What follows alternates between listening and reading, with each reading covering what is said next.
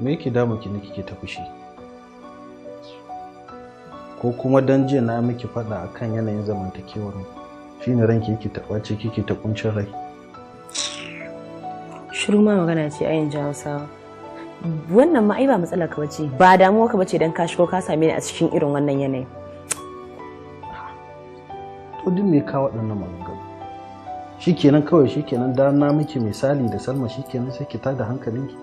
Wannan kake dauka a matsayin karamin magana? Gaya min in ji. Ta ya aka yi kasan Salman tsawon wani lokaci ka dauka wa ita haka gane kyawawan halinta da munanan halinta kake cewa in zo in yi wannan da ita? Me ka sani akan ta? Gaya min in ji. Me ka sani akan ta? Shikenan ni kuma yau zaka gaya min sai ka gaya me tsakaninka da ita. In neman ta kake ka gaya min kawai ni. A'udhu billahi. Ya saki dinga irin waɗannan kalamai kina danganta ni da matar da take matar aure. Matar da kuma take matar aminina ko iskanci zan yi nayi da matar aminina? Haba. A ya kamata ki san irin abin da zaki ringa faɗa wannan bai dace ba. Dan me yasa ba zan faɗa haka ba? Baka da aiki kullum a cikin gidan da sai kiran sunanta. Ka san irin mugun kishi na kuwa? Ka san da nake da kishi? To ke ki yi kwazo mana ki ma ki abin da ya kamata. In na faɗa laifi ne? Bai kamata ki ringa furta irin waɗannan maganganu ga masoyinki mijinki kamar ni ba. Ki ringa dangana ni da irin wannan mugun alkaba'i. Akan me? Sai kai ai. Akan me? Ni ba na san ina kamata dai ki san irin lafazuzan da za su ringa fitowa daga bakin ki idan rai ya ɓaci. Waɗannan ba kalamai ne waɗanda suka dace ba ki ringa faɗa. Za ki iya janyo ki kalaman da za su iya hasala zuciya. Kalaman da za su iya zuwa su kawo rabuwa a tsakaninmu. Da Allah da Annabi nan gaba ki rinka duba abin da idace waɗanne kalamai za ki amfani da shi ya ika ma ki tattausa murya kuma ki danne zuciyarki idan rai ya ɓaci. Gaskiya ban ji daɗi ba. Ban ji daɗi ba matuƙa kuma ni na fito na gaya miki ba na son irin wannan. Kar a saki.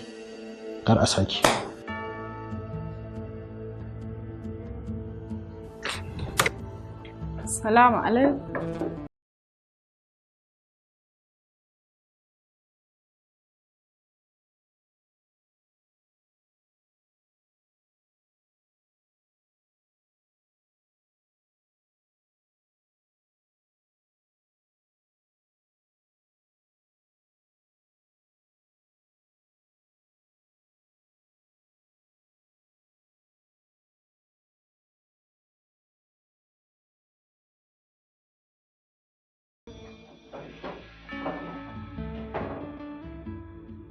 Salamu alaikum. Amma alaikum assalam. Hakin ƙarso kenan. Gashi har nazo, ki ko shirya baki ba?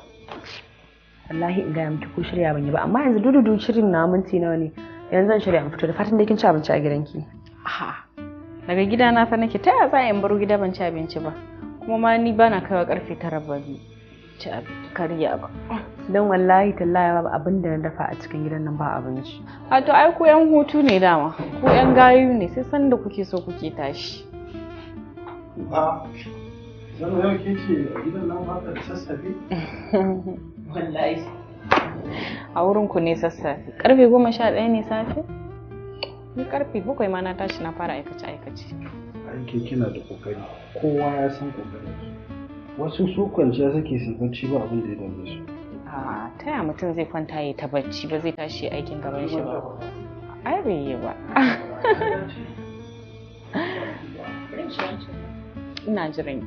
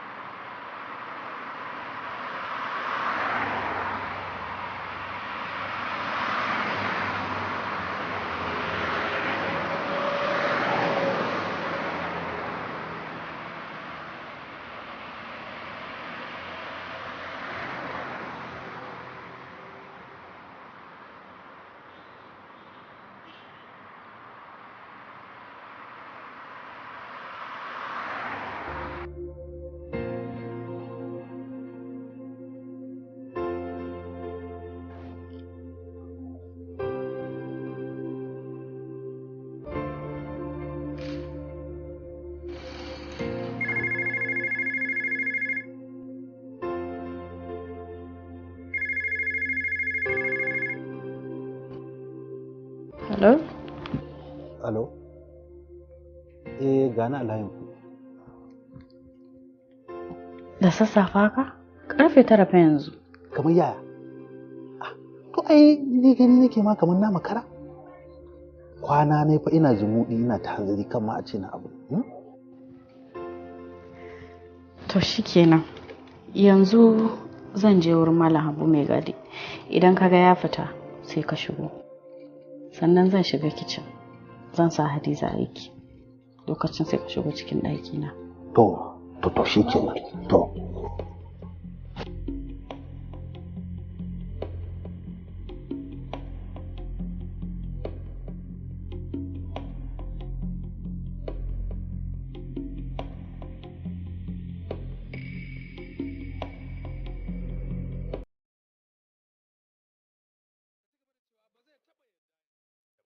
Sau nawa ina ƙoƙarin saita shi akan ya sake ta, amma buɗar bakin yaron nan wallahi sai ya ce min Allah mami da na rasa Laila gwara na rasa komai na rayuwa.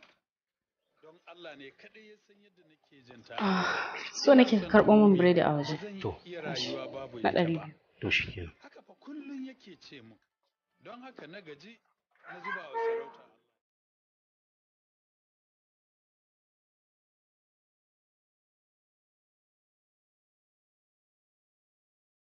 Amma wallahi yaron nan ana ɗaura auren ya dankara mata saki 3 ya bar mu da jin kunyar iyayenta.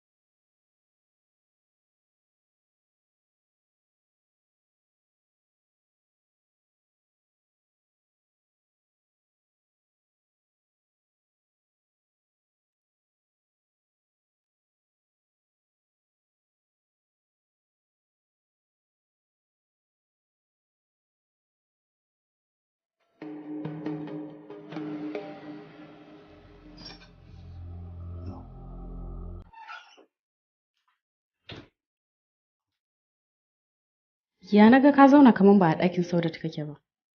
Ai nan ɗin ba ɗakin Saudatun ba ne. Kin ga akwai dalilai masu tarin yawa da za su sa ba zan sake a cikin gurin nan ba. Kaga, na faɗa maka baka da matsala daga nan har zuwa ƙarfe 5 na yamma. Ai duk laifinki. Yanzu da baki yi masa wani laifi ba ya ce hana ki fita. Ta yanzu ina can inda muke saba abin nan ina jinin. Ai yanzu din ma ban ga damun fita bane. Kawai so nake in hukunta shi a cikin gidansa. Aina? Kwarai kuwa. Kin ga dakata. Ba zan shi ɗakin sa ba. Duk kutsan nawa gaskiya ban kai ga haka. Matsoraci. Aina kai faki. Ka ta fara supermarket din nan a bakin a ran na baka ta.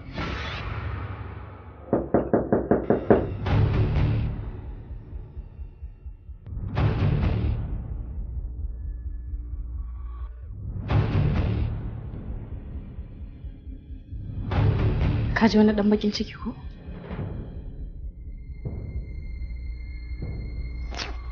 Bari in duba.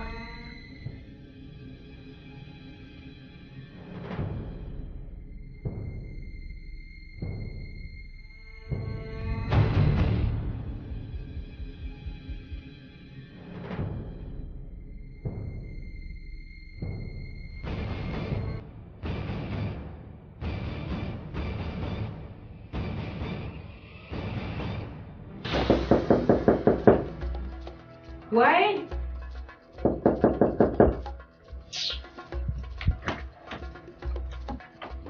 Wane ne? Mala Habu ne. Oh. Kabare da.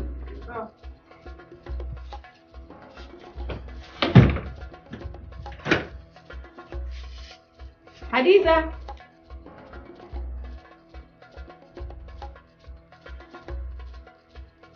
Hadiza. Na'am.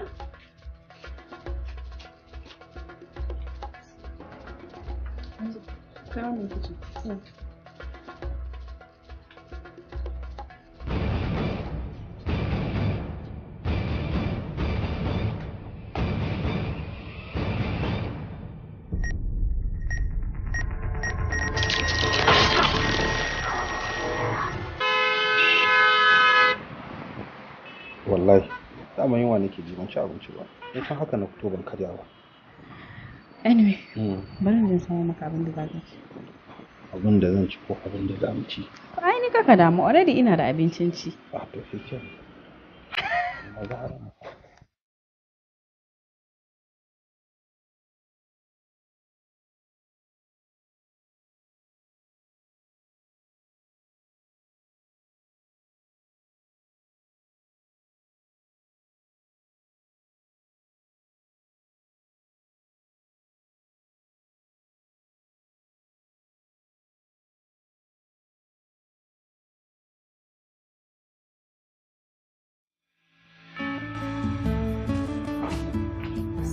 Hadiza.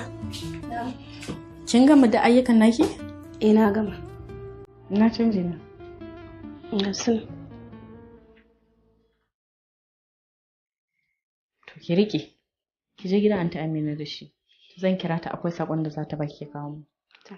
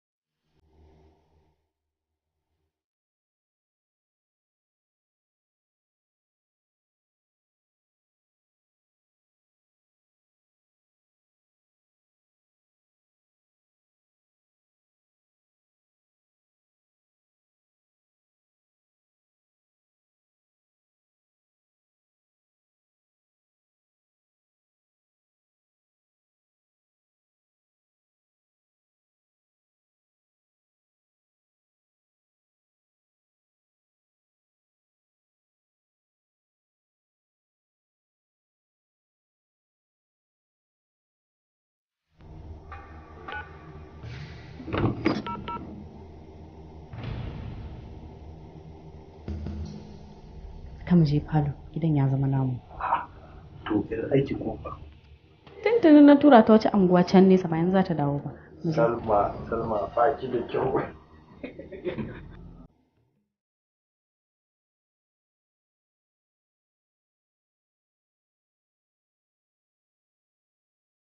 In dai dage dai sai na saki jiki a cikin gidan nan.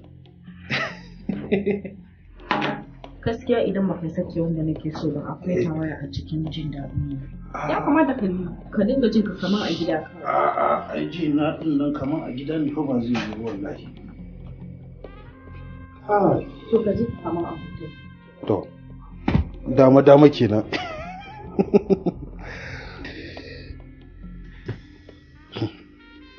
Wallahi Salma, zan so a ce akwai wata dama da za ta mayar da ke matata. To ai dama ba jiranta ake yi ba, yin ta ake yi. Ka nemo ta. To ta ina zan nemo ta? Kai za ka duba ka gani. Ai in akwai ma guda ɗaya ce, kawai sai dai idan in Abdulsamad ne ya mutu. Idan kuma saki na ya fa. Kai, ba zai ma sake ki ba. Ai ba zai taɓa sakin ki ba.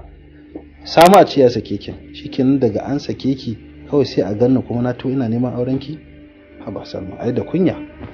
Da kunya Salma, ai na ba zai yi ba. Yanzu har kunya za ta shiga tsakaninka da neman aure na idan ka samu dama? Ashe duk ihun dila kake yi mu? A'a, ai ba haka nake nufi ba. Baki gane ba. Ai ki duba irin aminantaka da alaka da take tsakanina da Abdulsamad mana. Gaskiya, kowa ba ya san ko aminan juna ne tun daga shi daki ɗaya ma kuke shiga. Kina fa da matsala fa. Kai ne dai kake da matsala. Tunda kana tunanin mutuwarsa ce kadai za ta iya mallaka maka ne. Ai baki gane bane. Baki ji Hausa ana cewa ana barin halak dan kunya ba?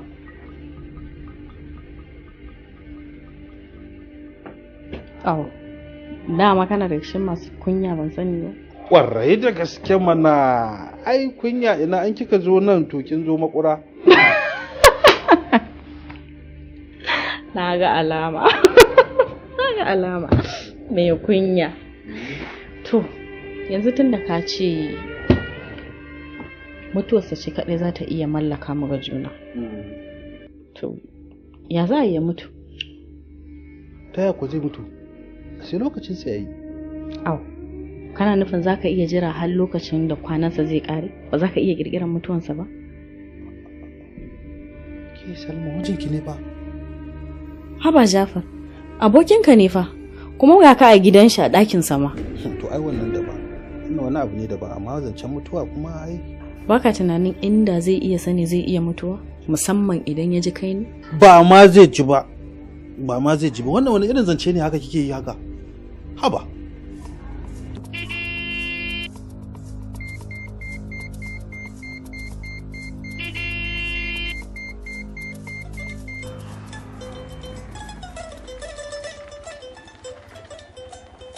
Amma mai akwai da babu daga dangantaka ku daidai.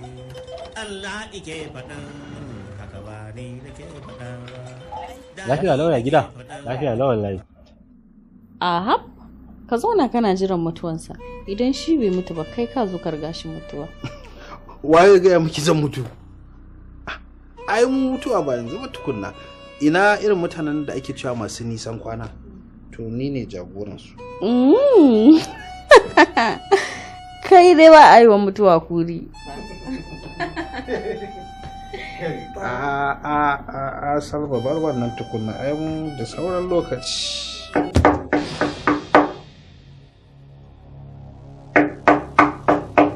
Wai? Wa? Saudat.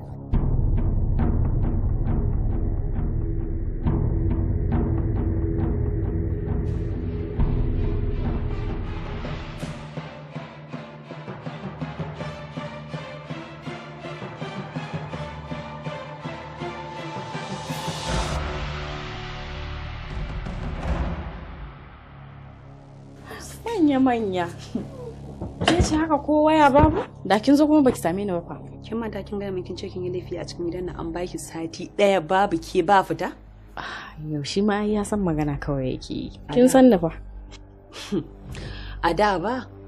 Ai yanzu kin zama matsoraciya tunda ya kai karan ki baki da wani katabus. Yanzu dai daga ina kike? Ina kuma zaki ji kika biyo mu. Kika san ko takanas ta Kano nan gidan zanzo? Ha ba. Na fa san ki. Ke ne zaki zo takanas? Kila dai hanya ne da ya biyo da ke kika zo. Shikenan, naji tunda ba za ki yabe ni ba, na yadda.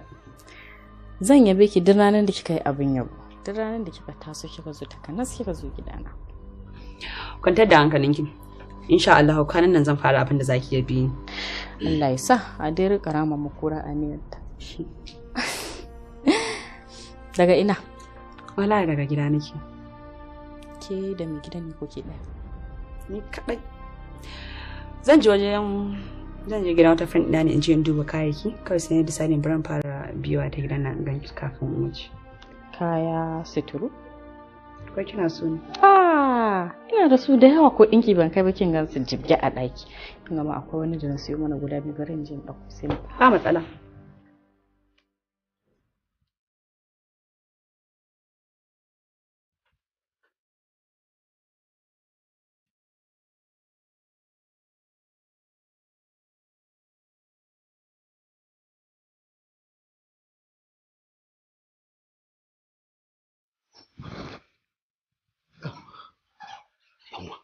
Me ya kawo ta?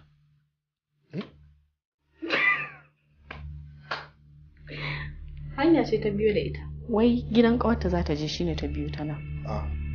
Uban ma ya ba ta izinin fita. Je ka tambaye ta. Me ya zafi? Dan Allah dan Annabi a komai sai kin kawo wasa. Irin wannan yanayin ma da ake ciki ba. Me yasa kike haka? To ai kai ne naga ka zo da wani renin hankali. Kana nan kana sha'aninka kuma kai kana tambayan waya ba ta izini. Ki je ki sallame ta. Ki sallame ta ji ina bayan ta san kana nan. Ta sani. Kanka. Yanzu ma. Dan Allah kin ga dan Allah ki daina wasa a ciki dan Allah ki daina wasa irin wannan al'amari. Zan daina idan ka san lokacin yadda dai. Kira maka ita.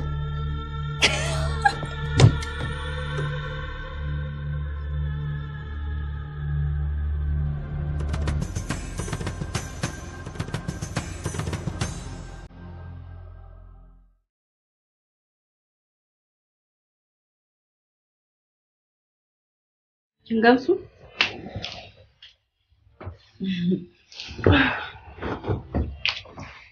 Sun kyau ko? Sun kyau. Ashu. Bari in tashi in tafi saboda kin san bai san da zuwa na ba. Kar ya je gida bai same ni ba. Ba za ki tsaki ci abinci ba? Yanzu fa na ɗaura girki. Zai kai minti na kafin ki gama. 30 zuwa da 5 haka. Bai daɗe da na saka. Gaskiya ba za a ci da ni ba. To shikenan. Kayan fa. Kin san abin da zai faru? Ki ba wa telan ki ɗinka mana. Dan naga telan ki ya iya ɗinki sosai. Ni ɗinka mana sai zo in ɗinsa. Ba matsala. A raka ki? Ba sai ka raka ni bai zaman ki kawai.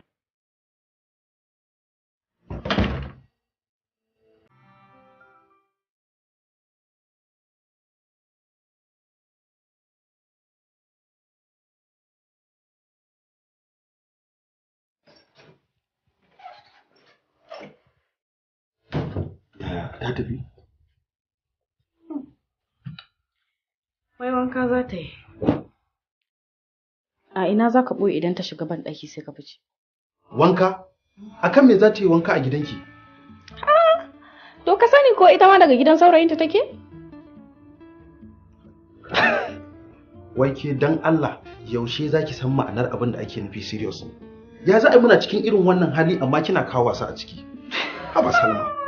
Wallahi so nake ga kana zara idan na wulu.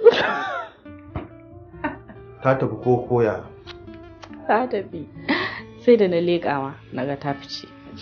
Amma kamar ta gano wani abu fa.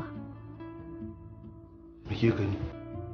To, da na koma ne naga yanayinta ya canja, ranta a ɓaci. Kaga a tambarna da mata ma bata karɓa ba. To wani abu kika fahimta ko me? Ka san ka yadda wayanka a falo ko? To ina tunanin kamar ta gani. Ba na jin ta gane wannan. Domin da ta gane wayannan wallahi da duk makotan nan da kewayen unguwan sai kowa ya san me yake faruwa a gidan ba abin da ta fahimta. Kuma haka ne na san halin Saudat ta fi kowa kishi. Sai mu koma falon tun da ta tafi ko?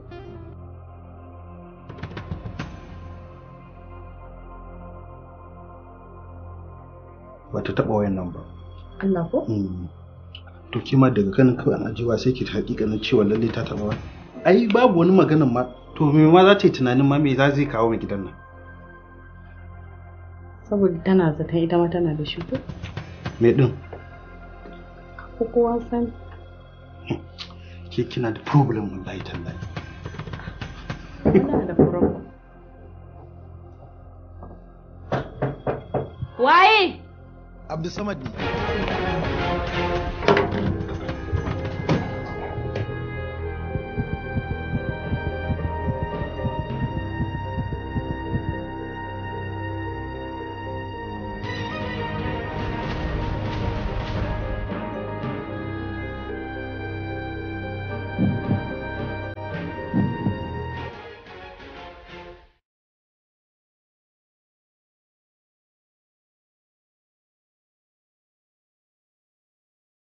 San da zuwa. Yawa sani. Mantuwa kai ne? Ba mantuwa ne ba, akwai wasu takardu ne da Alhaji ya bani ajiya shine ce na. Alhaji nawa?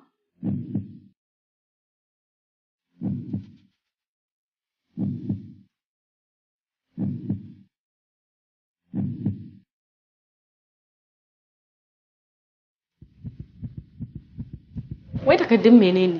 Ni ba san wata takardun me ba. Abin da na sani dai shine tun da ba ni su ban buɗe na gani ba. To ka fito da shi sai mu duba. Fito da shi ku duba. Naki ne? To ba na babana ba ne? Ke baiwa? Ma dai ai babana ne ko?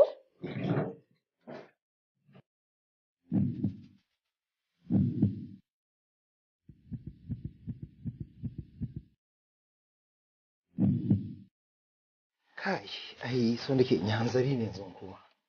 To, Ba tare da bata lokaci. ya kamata. A dawo lafiya. To, sai na da.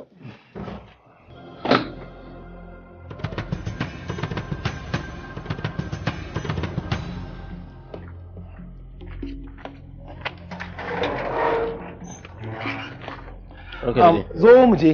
To, Akwai abin da zan baka kawo. to. Yawa.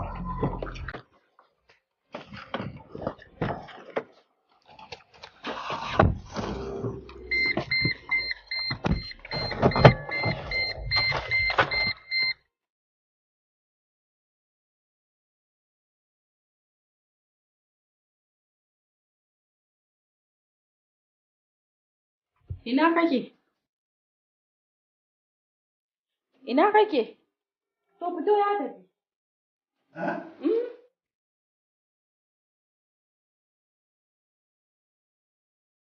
Amma kin ce mun sai karfe 5 zai dawo.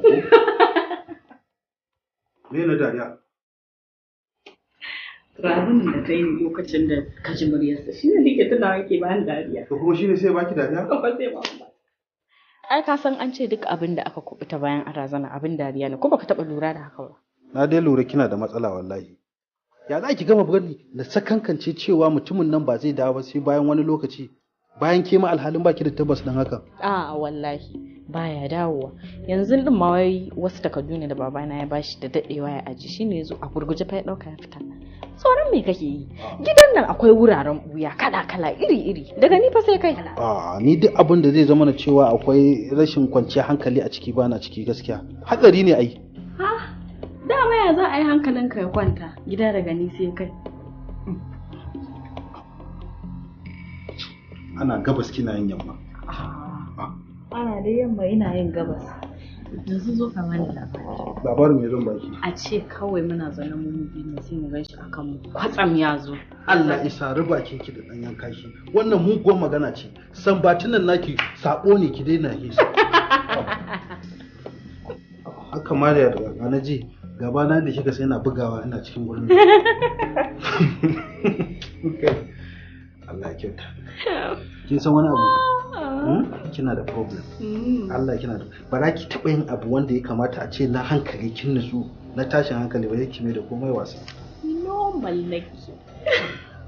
Goma abincin nan da Allah ne ina ji in yayi kai ba shi. To ai kai zan tambaya. Kai da ka kwashe mintuna a cikin kitchen din.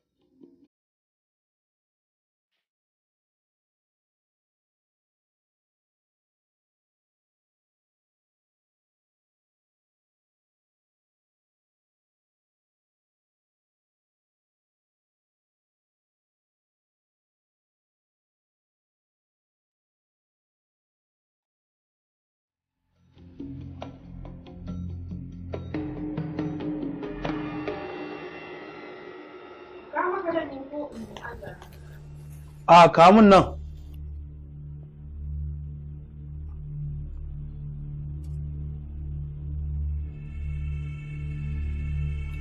Yawwa.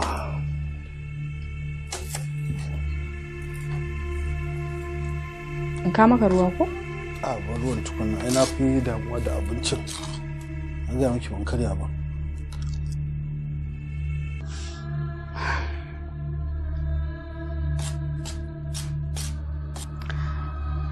Amma ka san kafi Abdulsamad iya loma?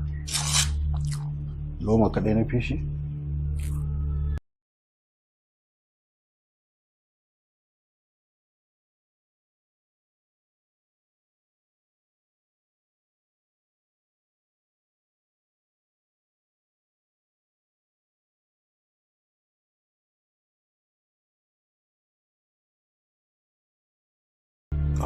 Tukan amma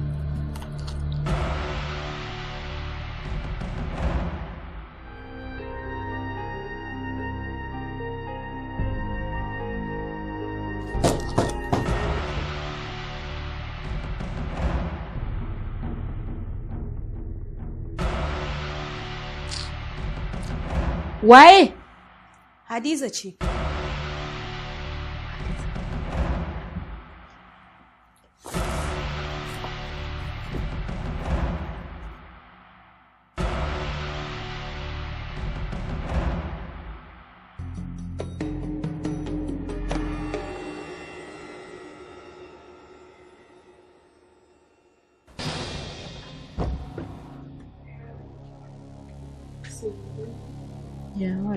Ya aka yi? Ban karasa gidan ba, muka yi kiliya da ita a hanya.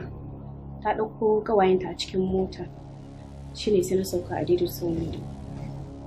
To, ba damuwa. Ki je ki kwanta ki huta. Ni ma bacci nake ji. Kada ki zo sai na kira ki.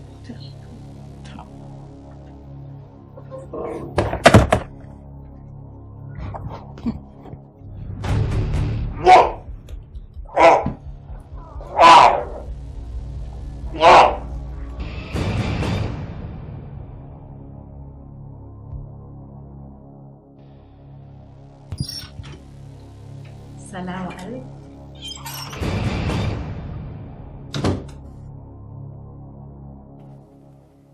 Jafar. Jafar. Jafar! Jafar!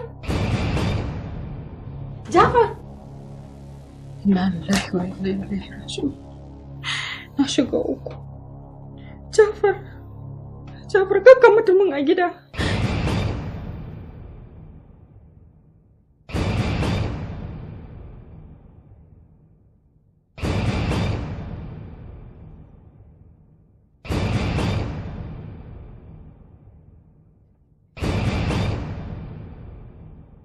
Kumfa.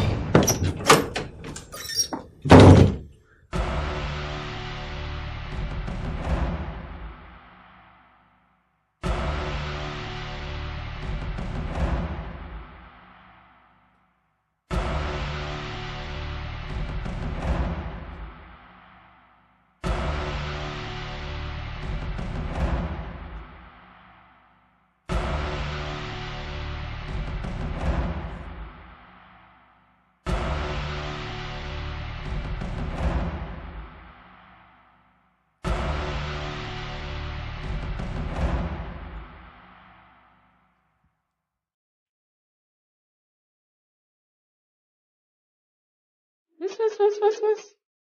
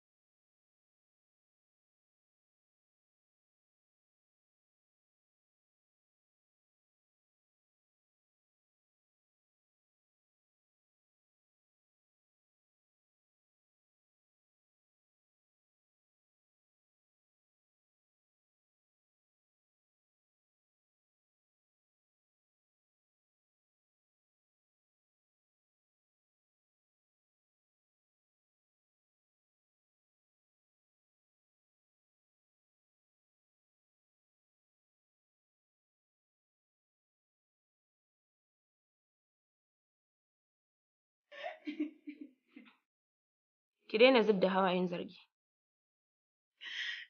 Rukayya, ba hawayen zargi nake zubarwa ba, hawayen takaici nake zubarwa. Saboda ni na tabbatar da cewa mijina yana cikin wannan gidan. Kawai babu yadda zan yi ne, saboda ban da Kinga, ki ɗauka kawai jikinki ne ya baki ba gaskiya ba. Shikenan kin huta. cin gargayya. Duk abin da jikina ya bani, wallahi gaskiya ne ba ƙarya ba ne. To yanzu ya zaki? Babu yadda zan yi, amma ina son ke ki min wani abu. Me kike so ne? Abin da nake son ki shine zan kira mijin Salma da wayana. Zan boye namba na. Zan baki keki magana saboda ni kai ya gane muryata. Ina son ki gaya mishi da cewa Salma ta rike tana cin amanarsa. Ke kuma ba za ki iya jura haka ba. Dole ki gaya mishi. Ki gaya mishi cewa ko da yanzu zai iya zuwa cikin gidansa ya bar ofis, zai iya gani da idansa. Gaskiya ba zan iya ba. Bai yiwa na ɓata aure akan abin da baki da tabbas. Wallahi tallahi ni ina da tabbas Rukayya. Duk abin da jikina ya bani wallahi gaskiya ne. Ni ban gaskanta ba, don haka ba zan yi ba. Idan ke kin gaskata to sai ki. Shikenan, babu komai.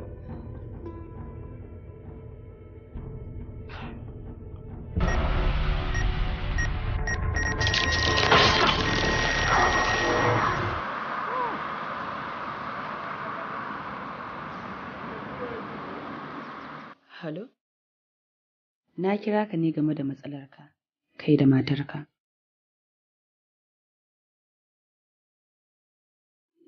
Ni ƙawar Salma ce. Na kira kan faɗa maka abin da take yi ne, saboda Salma ta daɗe tana cin amanarka, tana cutarka. Abin yana ci min rai, na rasa ta yadda za a yi in faɗa maka. Yanzu haka Salma tana nan a gida tare da abokinka a cikin ɗakinka suna tare da shi. Haba Saudat, ya za a yi haka?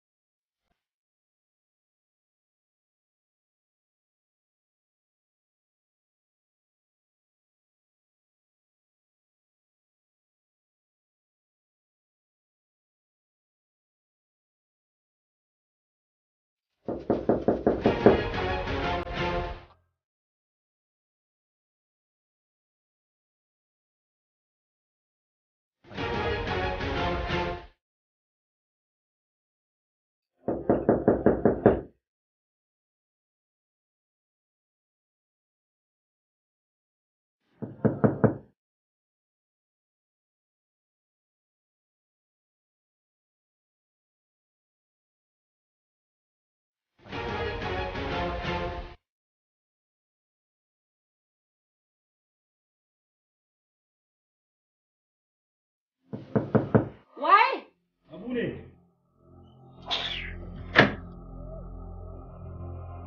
Lafiya? Mai gida ne ya bani sakon kawo. Mai gida? Ya dawo ne? Ɗazu ne da zai fita ya ce da zo mu je karɓon kawo.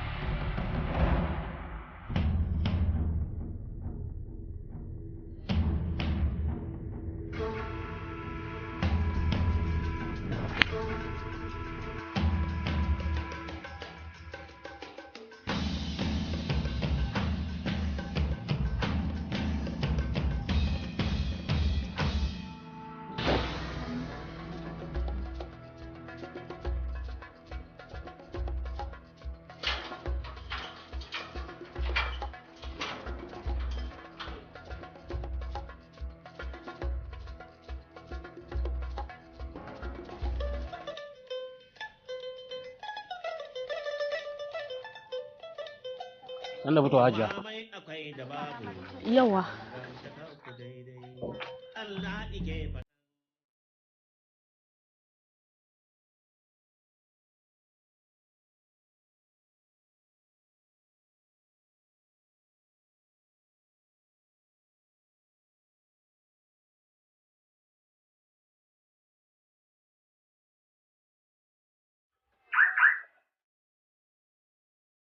Malama, gaskiya ba kyauta mana ba. Ta yaya tun ɗazu kin zo kin ijiye mana mota a nan? Mu kuma gurin mu wajen business ne. Kin zo kin ijiye mana mota a nan ke kuma ba kuma kika siya ba? Ka yi haƙuri don Allah, don Allah ka yi haƙuri. A ai ba haƙuri zaki bani ba da Allah daga yau kake ƙara fito. To.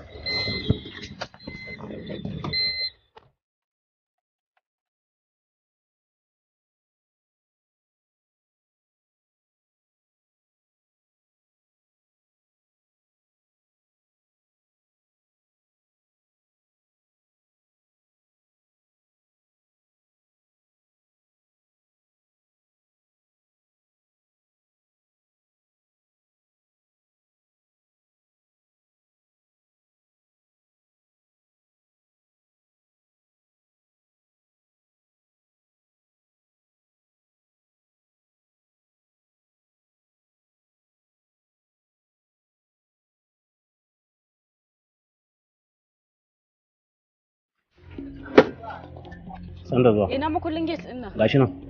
Bani.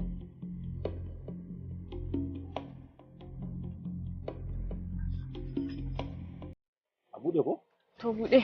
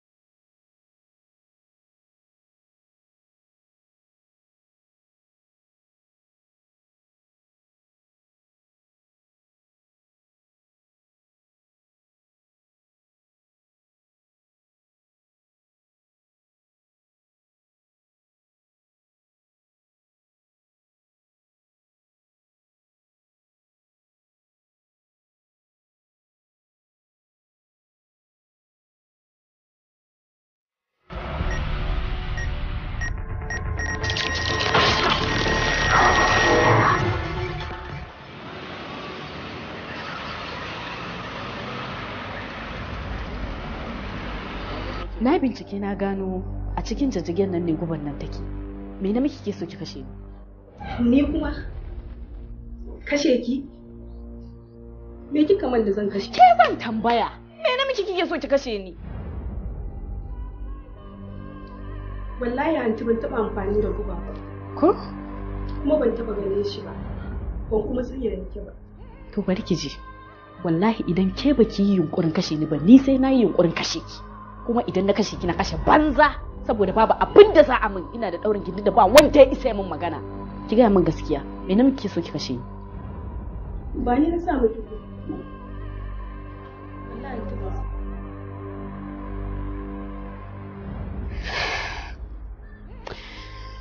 Fita min daga gida.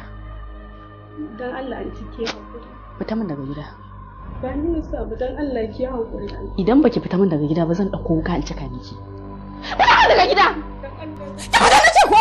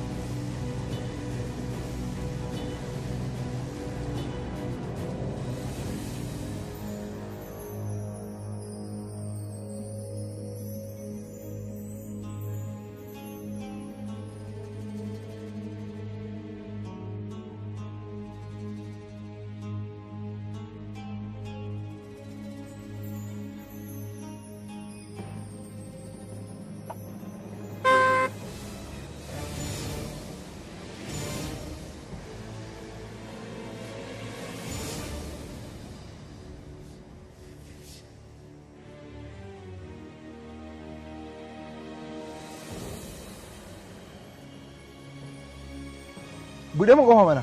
Hajiya ta kulle daga ciki. Ta kulle daga ciki? Lafiya? Wallahi ban sani ba. Baka sani ba?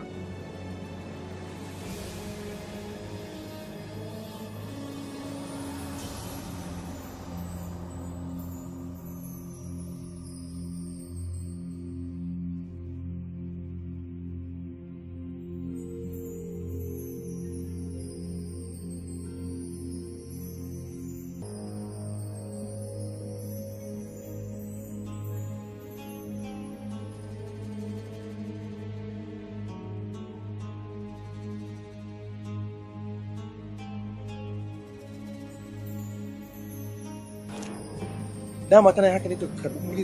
Wallahi bata taɓa yi ba. Ina ganin yau din ma bata mata akai. Ba zo gidan nan. Sauda ce kawai ta zo. Ita kadai? Ita kadai. Kuma ga Hadiza ma. Ta ce ta bar gidan.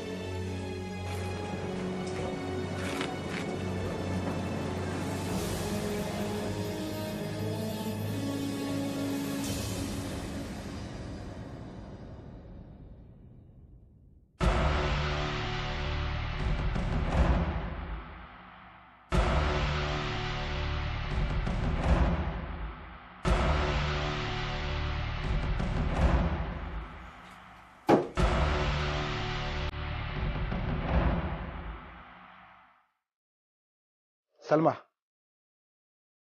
Salma ki tashi. Na'am. Ki tashi na ce. Za mu yi magana. Ka faɗa ina jin ka. Ban gane in faɗa kina jina ba. Ki tashi ki fuskance ni mai magana da ke.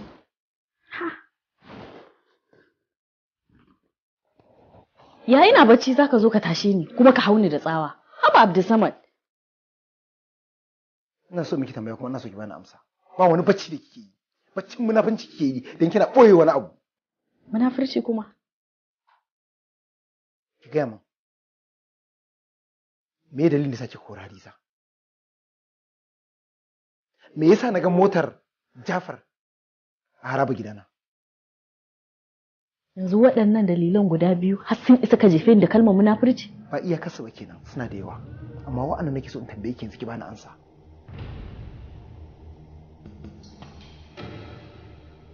Na kori Hadiza ne saboda na isa da ita. Na kuma isa in kore ta.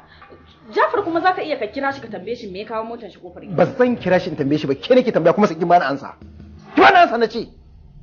Ajewa sun fita da shi da abokin shi shine yaga zai zo ya aje tun da gidanka yana kusa, amma zai dawo ya dauka. Ƙarya kike yi. Malam Habu ya gaya min cewa babu wanda ya zo gidan nan.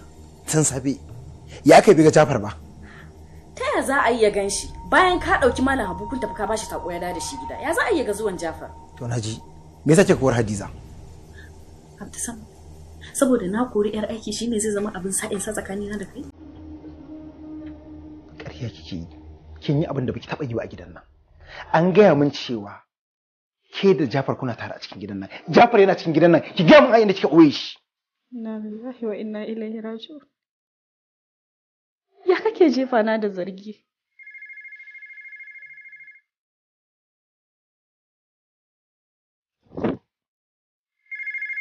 Wannan ba wai Jafar ba ce?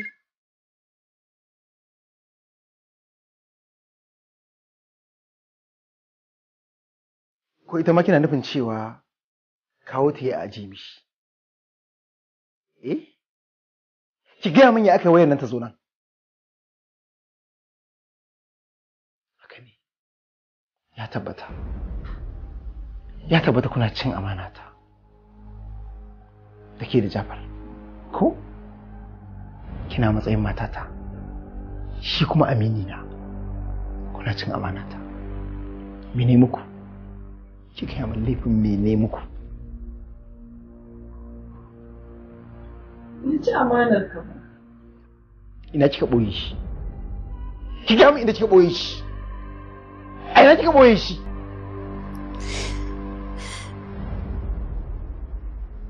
Na kashe shi. Kin kashe shi? Me kike nufi da kin kashe shi? Tambaye ki nake me kike nufi da kin kashe shi? Ya nemi dole sai yayi lalata da ni. Ni kuma na ce masa ba zan iya yadda ba. Ba zan iya yin fasikanci ba. ya alƙawarin sai ya lalata aure na idan ban yarda da shi ba, kuma ya gaya min duk abin da ya faɗa maka kana yarda da shi. Ni kuma na ga da ya lalata min aure na gara in yarda ya zo gidan nan. Yau ne wa'adin da muka yi da ni da shi akan sai na yarda da shi. Da ya zo gidan nan shine na zuba mishi guba a abinci ya ce ya mutu. La haula wala quwwata illa billah. Kika kashi.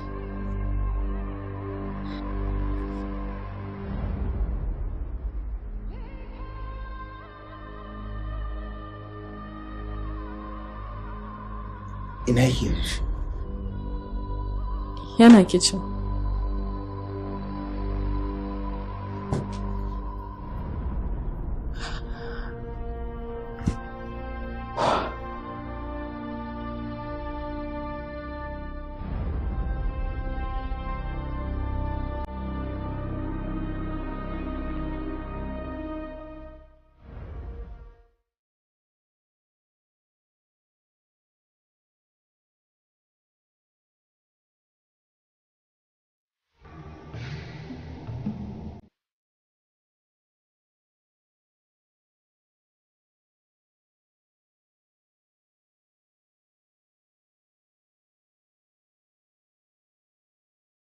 Me yasa biki sanar da ni abin da ke faruwa ba tun wuri? Yanzu me kika ne da shi?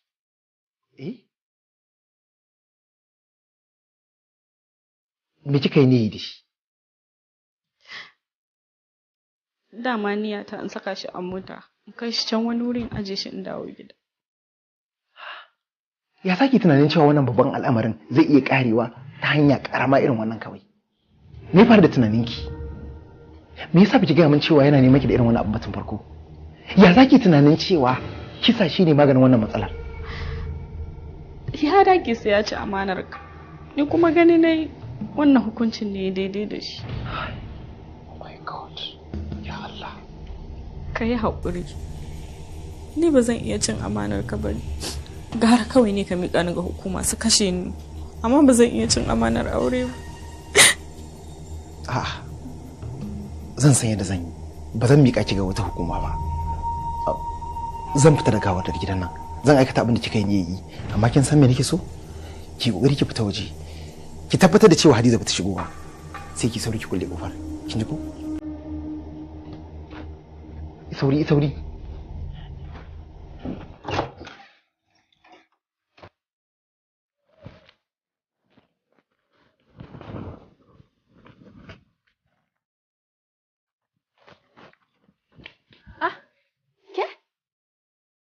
Me yasa da ke gidana?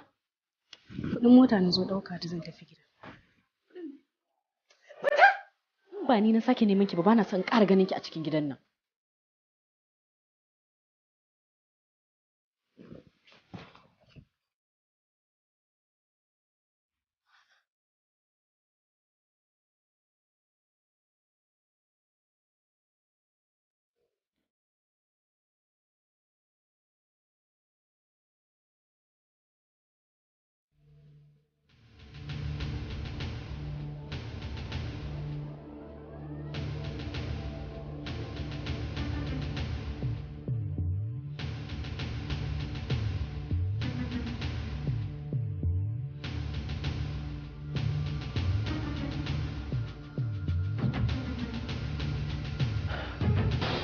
Kin kulle? Na rufe. Ina mukullin mota Jafar? Ki dauko, ki hada da wayarsa da komai. Sai mu sa cikin aljihun sa, kin ji ko? Yi sauri.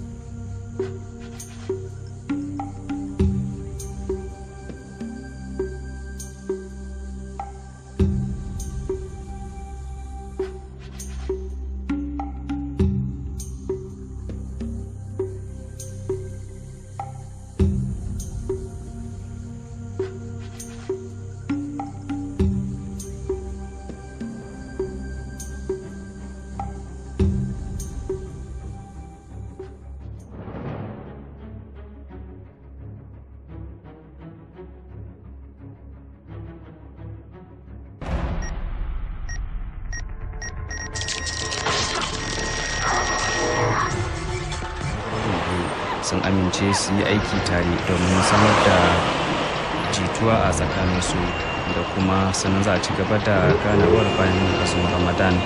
Ganawar ta baya-bayan nan na zuwa ne bayan tuntubar bangarorin biyu da kasashen Qatar da Nuri suka yi a 'yan kwanakin baya. To domin jin yadda lokutan buɗe baki za su kasance a nan Kano da wasu sassan ƙasar nan ga Ibrahim Abdullahi Soran ɗinki. Azumin yau Laraba a garin Kano za a sha ruwa da karfe 6:55 sai kuma alfajir wanda za a waye gari gobe ya bullo da karfe 4:52. Kuma garin gwamna kuma a sha ruwa da karfe 6:57. Sokoto birnin Shehu za a yi buɗe azumin na yau da karfe 7:10 sai kuma birnin tarayya za mu karkare da jihar Lagos buɗe azumin na yau Laraba da karfe 7:00.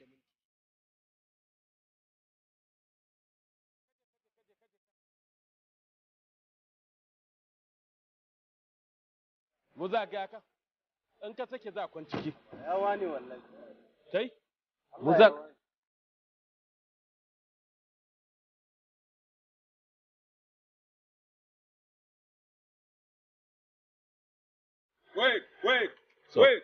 wait assalamu alaikum malam barka zuwa an zo lafiya so madalla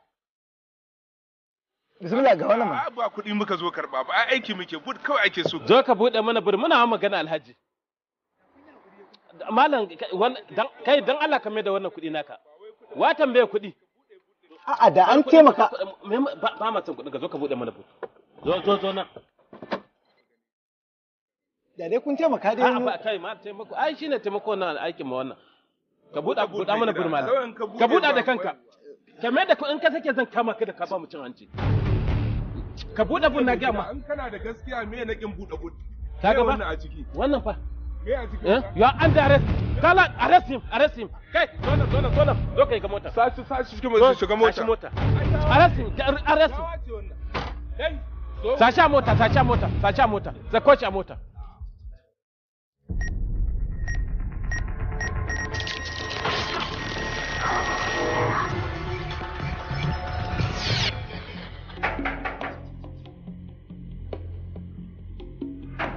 kai waye ne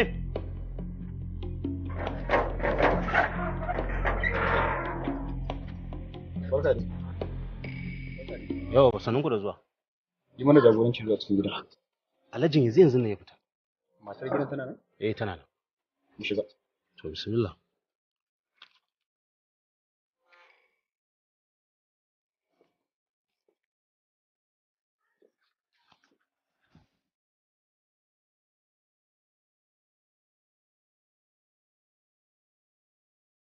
Salamu alaikum.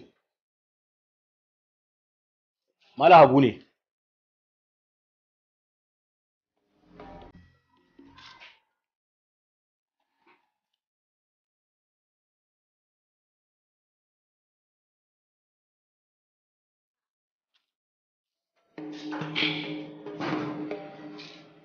Lafiya? Mun samu kuɗin cewa ayi kisan kai a cikin gidan nan. Muna da warrantin da ciki. La haula wala quwwata. Kisan kai kuma? Ba dai nan gidan ba sai dai idan an samu matsala. Haka muka samu. Idan muka duba za mu tabbatar da cewa haka ne ko ba. Okay, sir.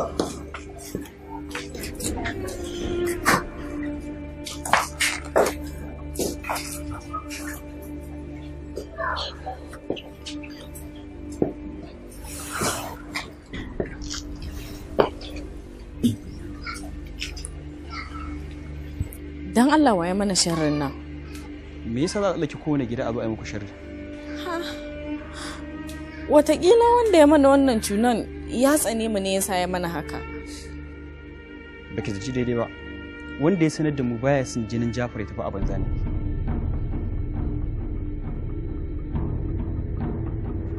Ya aka kika razana? Kina mamakin mun san fiye da abin da kike tunani ko? Ba haka bane. Na girgiza ne da na ji ka ce Jafar aka kashe.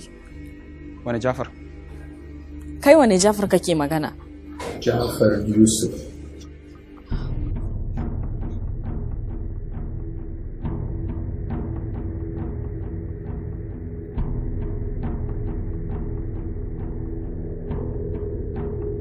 ranka daɗe mun bincika ko ina da ina ba mu ga komai ba sai wannan abu.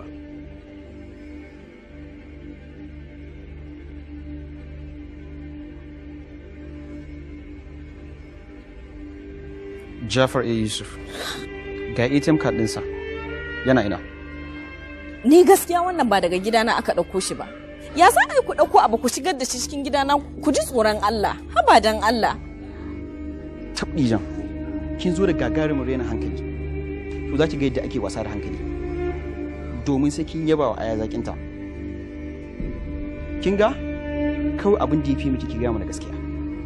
Domin rashin yin haka.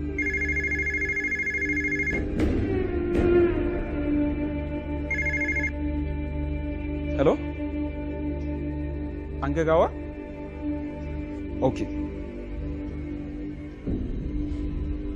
An gano Jafar, ko kuma in ce an gano gawa Jafar a cikin buɗin wani mota na mutum da ya ba da sunansa a matsayin Abdulsamad.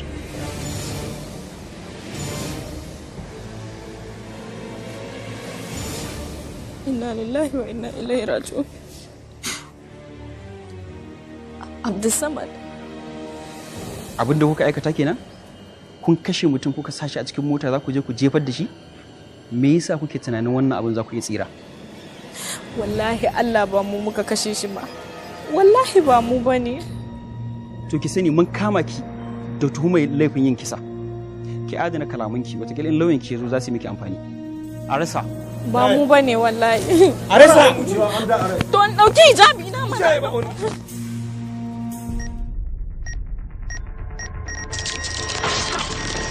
Ban yi ne ya kashe shi ba.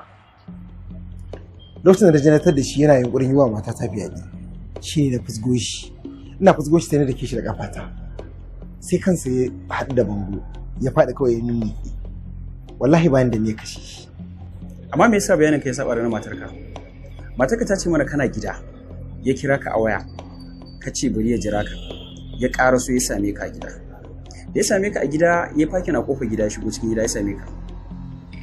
Ran shi a ɓaci, ka tambaye shi lafiya bai baka amsa ba, kawai sai ya rike cikinsa sai ya faɗi ya mutu. Kaga bayanin ka ya saba da na matarka. Ai ko na gaya muku hakan ba za ku yi da ba, shi yasa. Wato maganar matarka ce gaskiya kenan. Wannan fa ba daidai bane. Ya kake kokarin ka kirkiri ƙarya domin ka cutar da shi? Ni ban kirkiri ƙarya domin in cutar da shi ba. Shi ya kirkiri ƙarya zai cutar da rayuwarsa. Malam Abdulsamad, mutumin da ka kashe abokinka ne, sannan yana da 'yan uwa da abokan arziki. Me yasa kai tunanin kashe shi ne mafita a gare ka? Me yasa kai baka yi tunanin cewa kai ma za ka mutu ba? Magana da na faɗa tun farko ita ce gaskiya. Magana da matarka ta faɗa mana ƙarya ce kenan.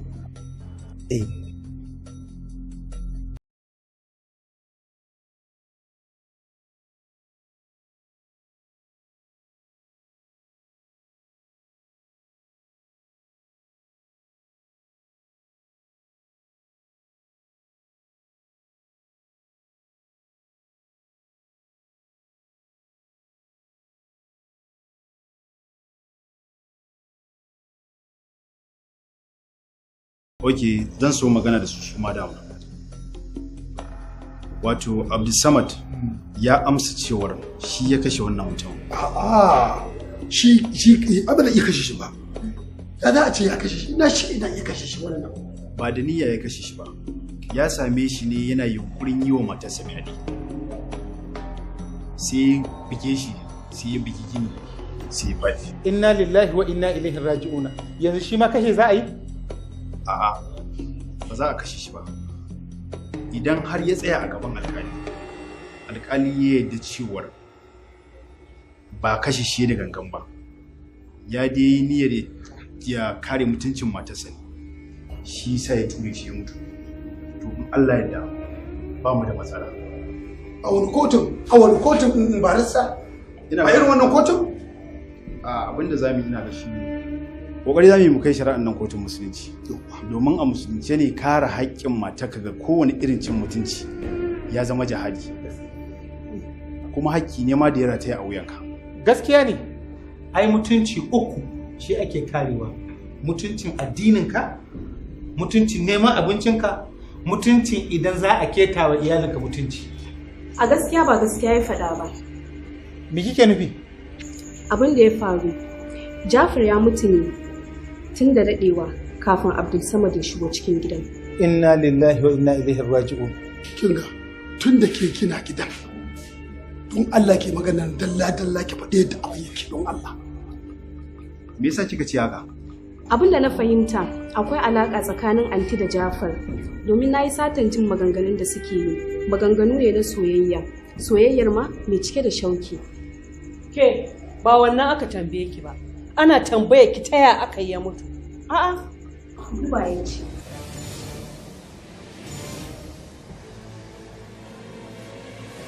Kamar ya aka yi ci guba. Amma ka san kafa Abdul Samad iya doma? Doma kadai na fishi?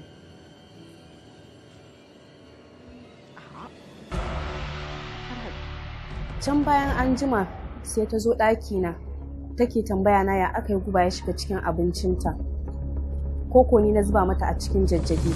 Ke kika yi jajjagen kayan miya. Ya aka yi guba ya shiga ciki? Guba kuma Hajiya? Ni ban san ya aka yi ba Hajiya. Wani irin magana kike yi haka? Yanzu gashi abincin da na fa na ɗauka na ba mu kyanwa ta ci ta mutu. Me kike gaya min? Hajiya za a yi in sa miki guba cikin abinci. Ban san yadda aka yi shiga ba. Ka rena min hankali. Idan ba ke ba waye ya shiga kicin din? Wallahi Hajiya ban sa miki guba cikin abinci ba. Ya za a yi na sa miki guba a abinci kuma? To, ni na sa kenan. Shine ta ce man to ai ta ba mage abincin kuma ya ci ya mutu. Kuma ni ma na ga magen a mace. To in dai haka ne, kai a matsayinka ne mai gadi, ka ba mu labarin yadda aka yi Jafar ya shiga gidan. Me kake tunani? Hajiya ta kira ni in je in so mata buredi. Bayan kuma a lokacin kowa ya karya. Kuma abincin da Hajiya ta fi so shi aka dafa. Bare na yi tsammanin bata ci ba. So nake ka karɓo min biredi a waje. To. Tashi. Na 200. To shi kenan. Ina tunanin kawai ta aike ni ne domin shi Jafar ya shigo. Sannan bayan wani lokaci sai ta fita. Jin kaɗan sai ta dawo da motar Jafar. Na buɗe mata ƙofa ta shiga.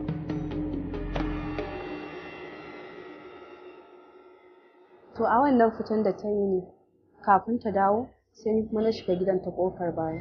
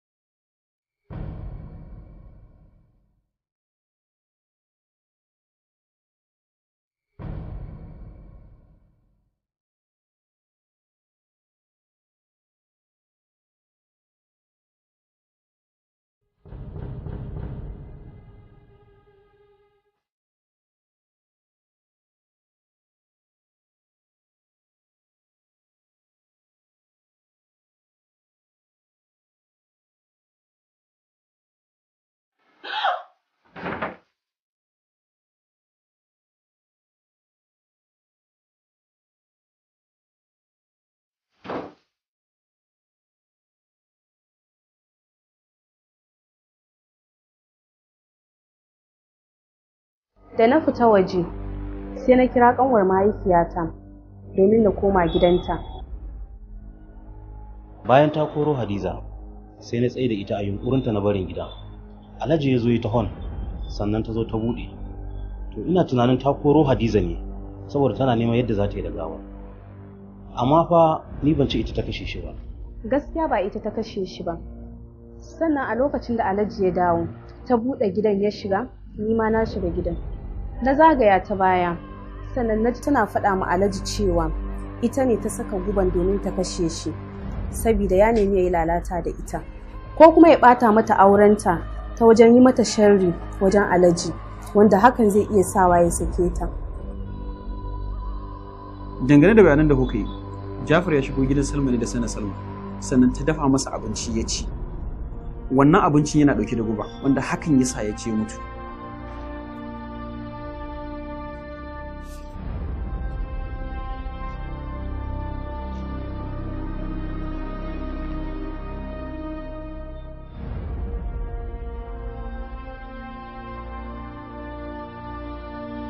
To, ga sakamakon da likitoci suka kawo, wanda ya nuna da cewa tabbas guba ya ce mutu.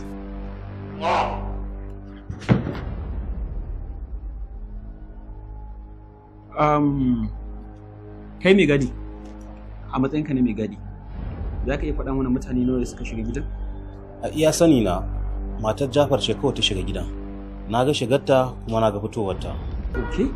Kafin Salma ta aike ka sayan biredi kuma ka dawo bayan sayan biredi? Bayan na dawo ne.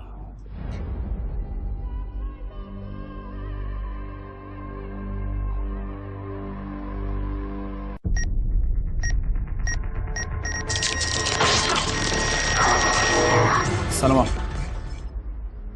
Na'am. Mai aikin ki Hadiza ta san fiye da abin da ke tunanin ta sani. Ta san alaƙar ki da Jafar. Alaƙar lalata da take tsakanin ki da Jafar. Duk bayanan da kike yi da Jafar ta sani. Ta san lokacin da kika dafa wa Jafar abinci, kika kawo masa da irin hirarrakin da kuke yi duk a kunnuwanta. Abin da ya daure min kai shine babu yadda za a yi ki gayyaci Jafar, ki kawo shi gidanki, sannan ki dafa masa abinci, ki zuba guba a ciki, ya faɗi ya mutu. Idan ko da kina son ki kashe Jafar, ina mai tunanin cewa ba za ki kashe shi a gidanki ba. Salma, ina horonki da cewa a cikin kowane irin al'amari, idan mutum yana tunanin babu gaskiya a ciki, ko kuma yana ƙoƙarin ya ƙirƙiro gaskiya kuma ashe ba gaskiya a ciki, to zai dulmiyar da kansa. Kada ki tunanin cewa baki da gaskiya, sannan kuma ki ƙoƙarin cewa bari ki nemo ta. A ƙoƙarin yin hakan zaki iya dulmiyar da kanki. Amma idan kika faɗi gaskiya, sai bincike ya kawo miki mafitar da ke baki taɓa tunanin cewa binciken zai kawo miki ba. Ina son ki faɗa min gaskiya. Daga lokacin da matar Jafar ta shigo gidanki, zuwa yanzu wa kike tunanin ya kashe Jafar?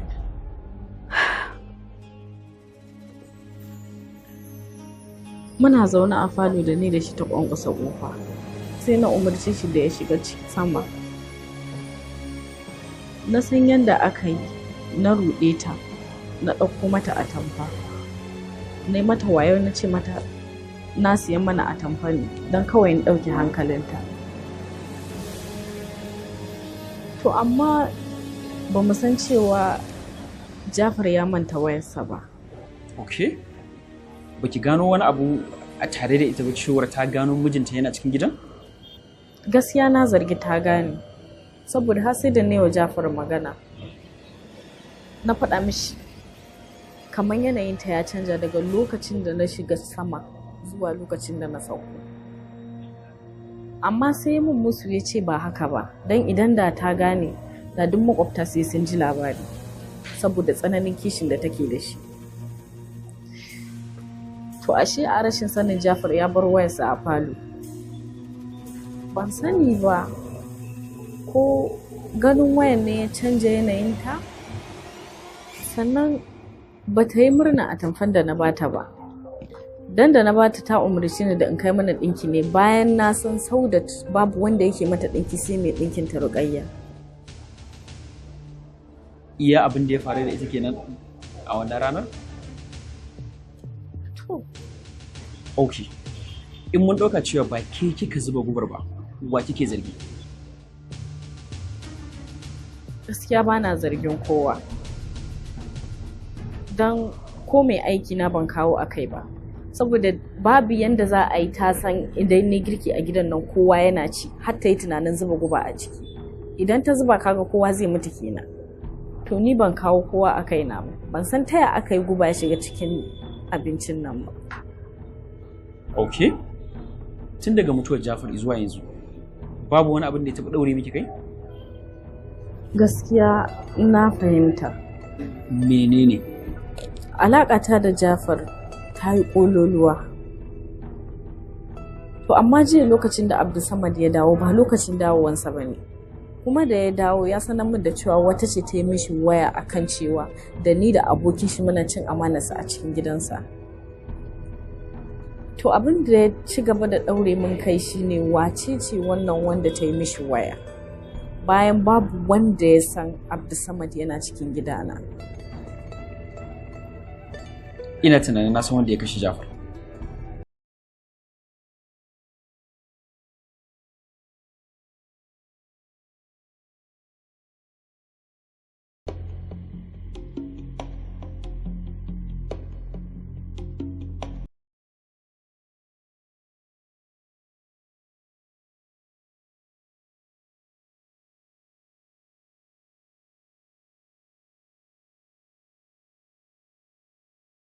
Gashi zai magana da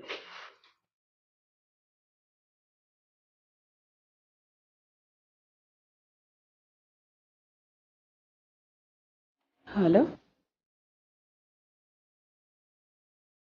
A'a.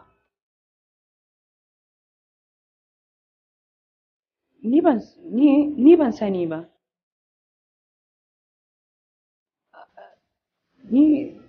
Ni ban taba zargin su ba kura su da. Ban taba zargin su ba.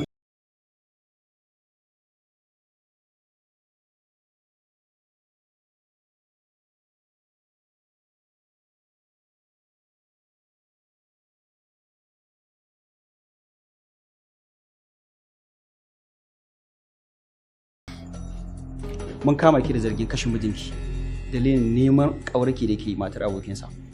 Mijina, kashe mijina, haba ubsa, wannan irin magana ne.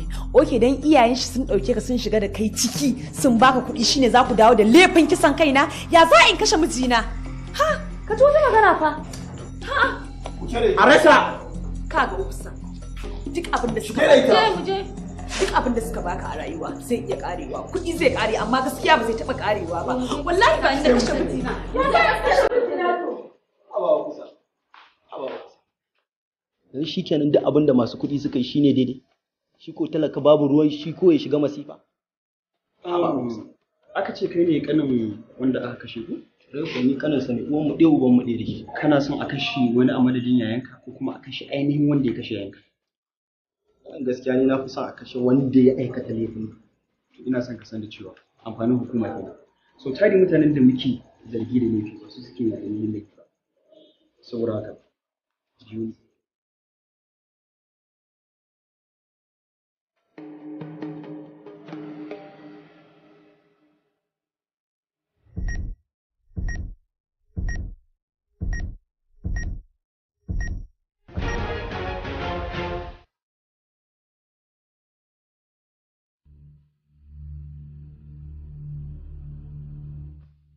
Kin ce mu ji tsoron Allah ko?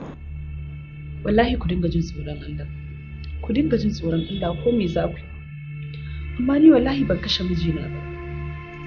Ki sani Allah da kika ce mu ji tsoro yana kusa kuma yana kallon ki sannan kuma gare shi zaki koma. Ki kika kashe mijinki. Su suka gaya maka ne na kashe mijina? Ta ya za a in kashe mijina? Gaya min ji. Ke ce kika bugo waya police station kika ce an yi kisa a gidan Abdulsamad. Wayar da na baki da kika ɗauka shine mutumin da ya ɗauki wayarki lokacin da kika bugo waya kika sanar da kisa. Ya tabbatar mana da cewa muryar ki ce saboda ƙwararre ne wajen gane sautin muryar mutane. Saboda haka ina son tabbatar mana da cewa ke kika kashe mijinki. Ki sani kin je gidan Abdulsamad yau kika ce wa Salma kin biyo ne saboda kin fito daga unguwa. A lokacin Jafar yana boye a ɗakin Salma ta tashi ta bi shi ciki. Ashe Jafar ya manta wayarsa a falo.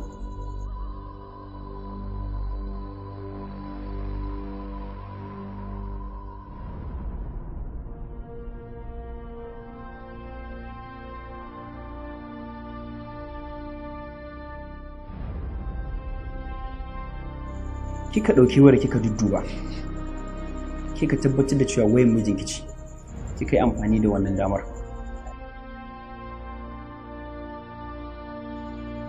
daga nan kika ɗauki hukuncin cewa za ki kashe su gaba ɗaya. Daga nan Salma ta tambaye ki cewa ki tsaya ki ci abinci. A'a, ba za ki tsaya ki ci abinci ba, yanzu ba na ɗaura girki. Zai kai minti na kafin ki gama. 30 zuwa da 5 haka, bai daɗe da na saka. Bayan kin ji hakan, kika yi amfani da wannan damar kika lissafa cewa wannan lokacin ya ishe ki je ki ɗebo guba ki zuba masa abinci.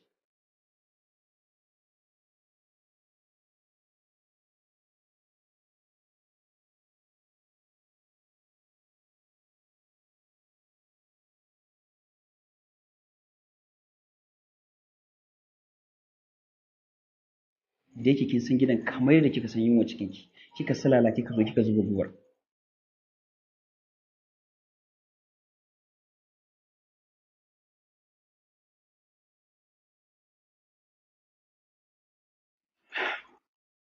Kika shiga kicin, kika je kika zuba fiya-fiya a cikin tukunyar da take dafa masa abinci. Sannan kika fice.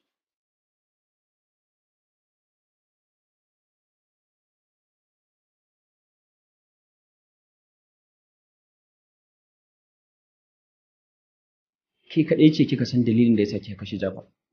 Amma babu yadda za a yi Salma ta kashe Jafar a cikin gidanta domin kuwa suna more rayuwarsu. Sannan idan za ta kashe shi, ta rasa inda za ta kashe shi sai a cikin gidanta? Bayan haka, ya aka kika san Jafar ya mutu? Kika bugo mana waya, kika tabbatar mana cewa an yi kisa a gidan Abdul Samad. Ki sani, wayarki tana hannunmu yanzu. Za mu iya zuwa kamfanin waya su tabbatar mana da cewa kin kira wayar mu a lokaci kaza, sannan kin kira wayar Abdul Samad a lokaci kaza, sannan kin ɓoye namba kika kira. Amma ki sani, kin ɓoye wanda kawai kika kira ni, amma ba a ɓoye wa kamfani namba. Idan kika ci gaba da yin musu, za ki wahala da shari'a ne, amma ki sani ita shari'a sai da ki wahala da ita, amma ba za ki hana ta zuwa gare ki ba. Mijin ki ka kashe, ta yaya za a yi wannan biro Allah bai tona ba, bashi ma ya rufe. Kin fi son ki je lahira Allah ya hukunta ki akan wannan kisan da kika yi?